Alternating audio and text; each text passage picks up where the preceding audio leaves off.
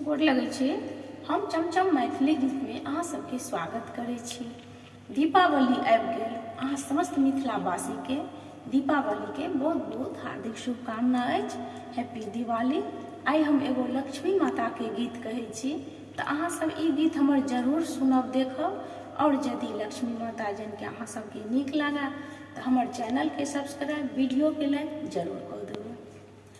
लक्ष्मी माता है अबियौ ने हमरो दुआर, लक्ष्मी माता है अबियौ ने हमरो दुआर। गाए गोबर लाए अंगना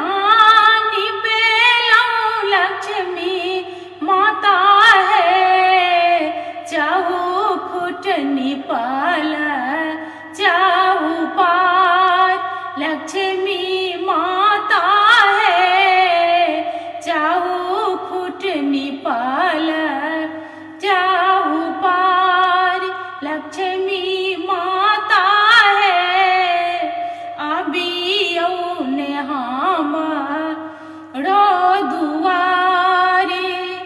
कमलक फूल पर आसन बिछेलौं, लक्ष्मी माता है अरहुल बेजंत्री के माल, लक्ष्मी माता है अरहुल बेजंत्री के माल, लक्ष्मी माता है अबियौ ने हमरो दुआर।